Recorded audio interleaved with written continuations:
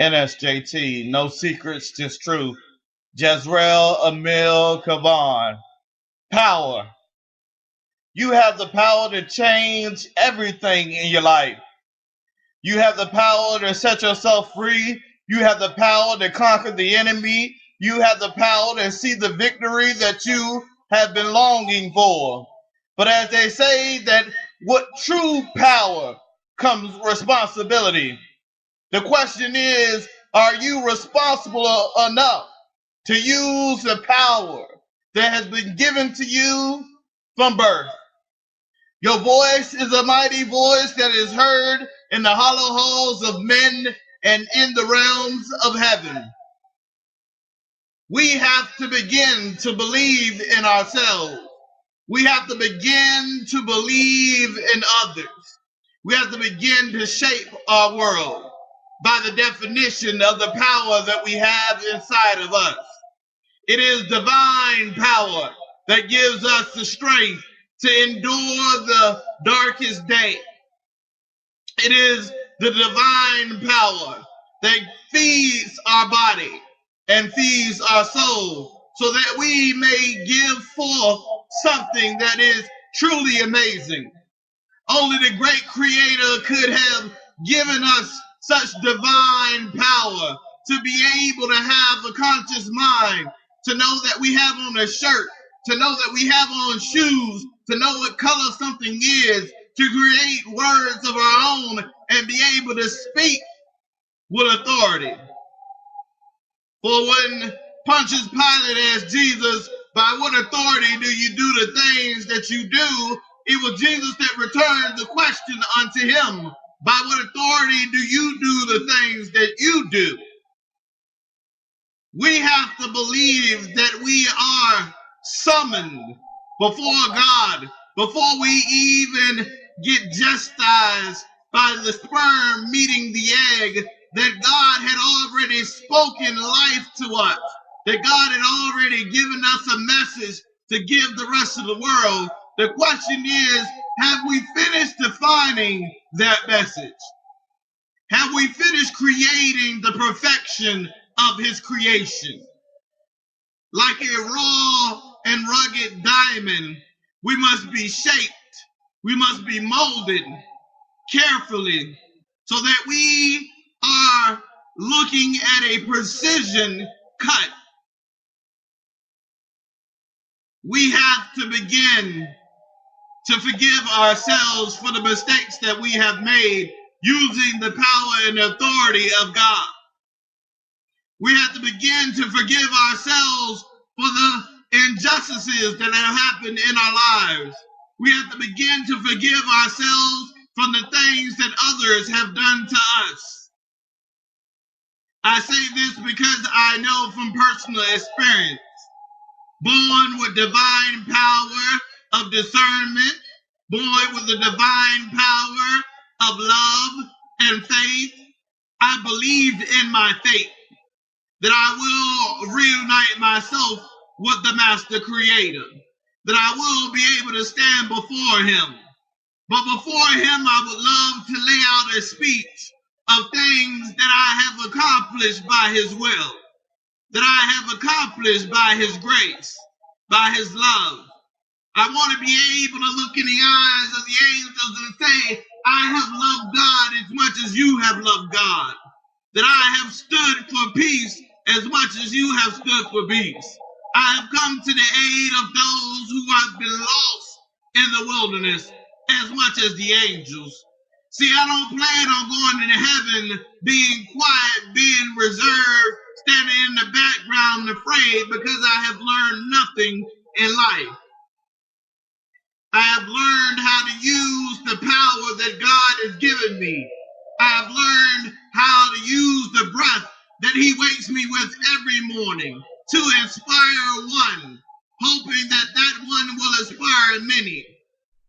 I have given my heart to those who have sought someone to love them, someone to comfort them, someone to be there for them. Inside me is a vault of secrets that so many have given unto me so that they could set themselves free of the pain. But I think about it every single day, that with great power comes great responsibility. My responsibility is to be able to respond with the voice that God has given me, with the advice that God has told me to tell. For I seek to be written in the book of life. I seek the power and glory of God. I am not afraid to go toe-to-toe with the enemy. I'm not afraid to go toe-to-toe with myself. I'm not afraid to go toe-to-toe with my family or my friends when it comes down to what I believe. Power is more than just a word. Power is more than just control. Power is as simple as love, as simple as joy, as simple as a sweet fruit, as simple as a walk down the street. Power is as simple as one step in front of the other, leading on to our destiny. God has given us divine power from the beginning. For it was foretold between Adam and Eve that they were endowed with a divine power. They were able to hear the voice of God. They were able to see the face of God. It wasn't until they ate the apple that they became blind. It wasn't until they ate the apple that the delusion of life washed over them, that the struggle of life began to make them forget the awesome power of the Creator, to make them forget the God which they have served so diligently. I say unto you now that in your hands is the power to change the future. In your hands is the power to shape tomorrow. In your hands is the power to rise up from the depths of despair and sorrow and shame and become what you are destined to be. Princes and princesses, kings and queens of the throne of men. Now people say, what is the throne of men?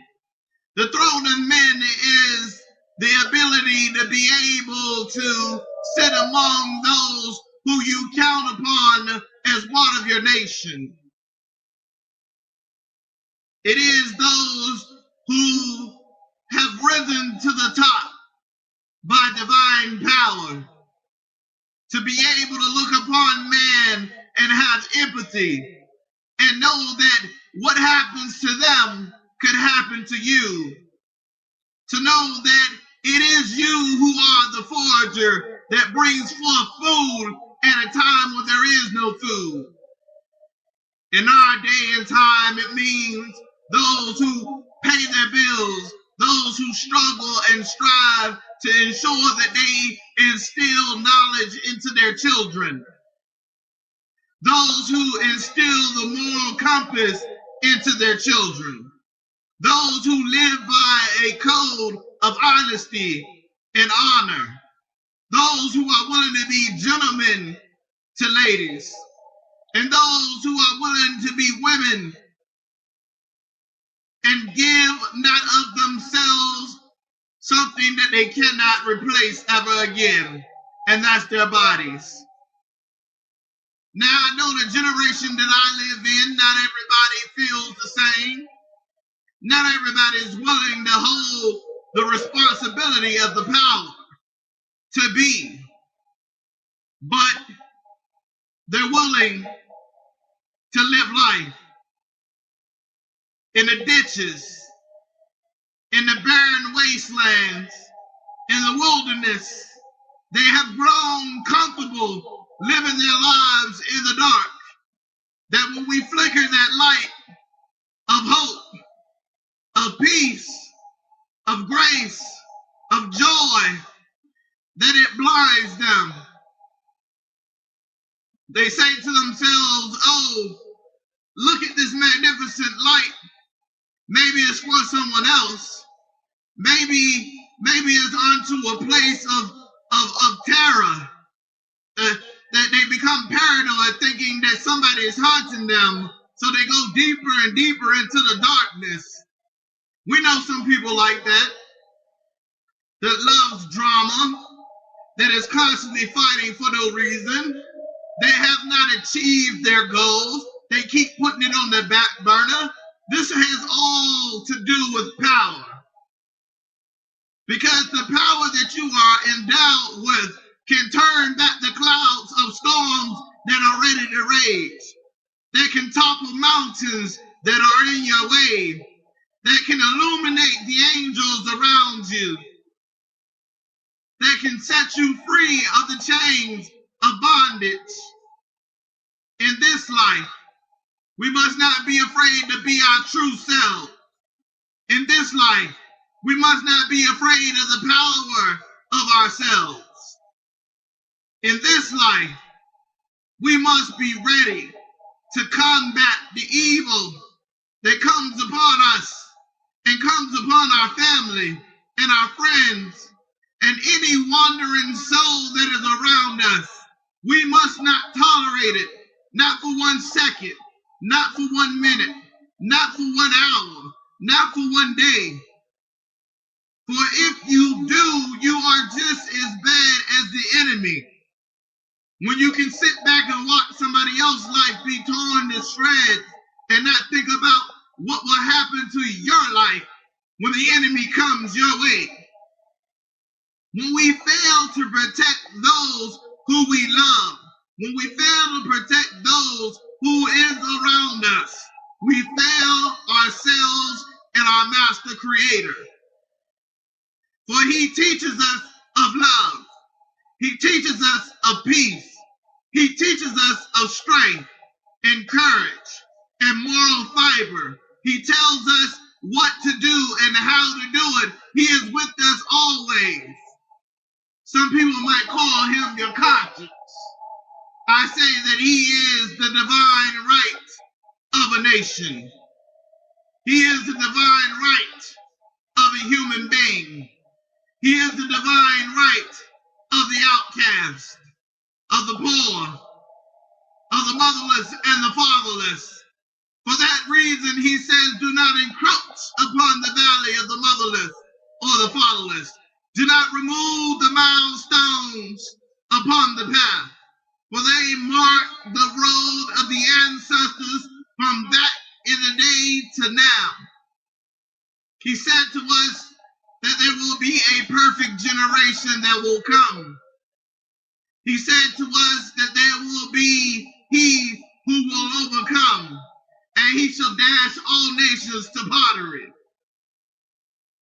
He said that there will be a new heaven and a new earth, that there will be a time of harvest, and that he will pick through the good fruit and the bad.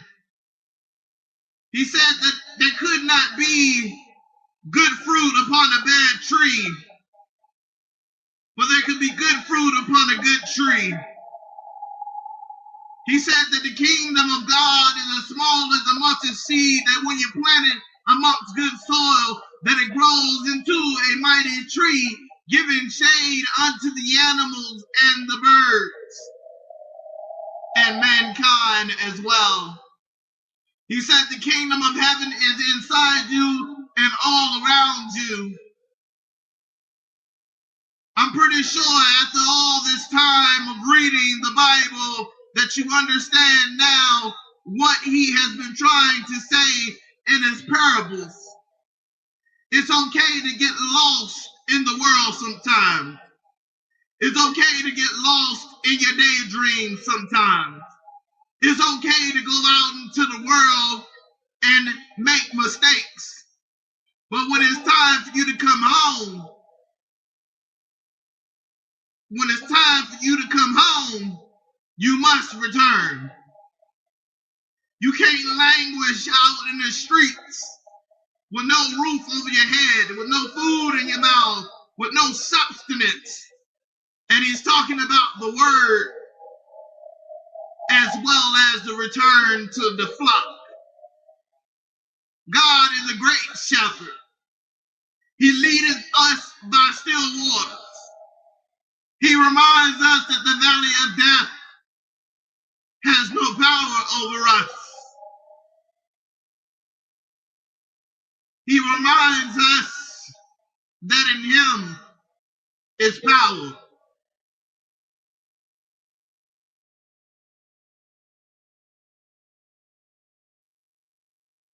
True and divine power. True and amazing gift that only a God as powerful as the God we serve could have.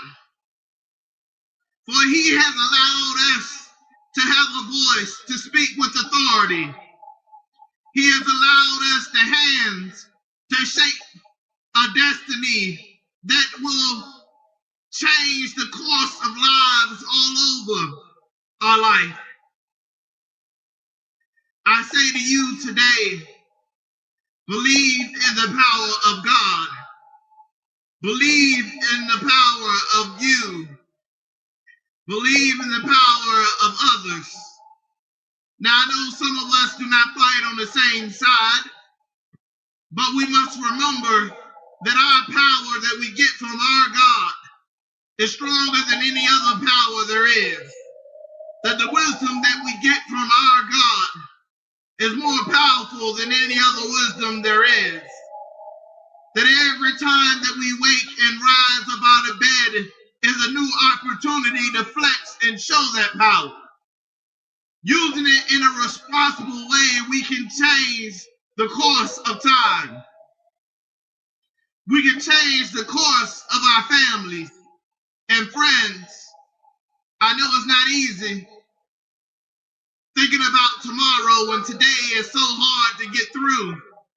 I know it's not easy thinking about 3 months out ahead when you can barely make it through this minute and this hour. But I say unto you that if you believe in the power of God, then in yourself you have power.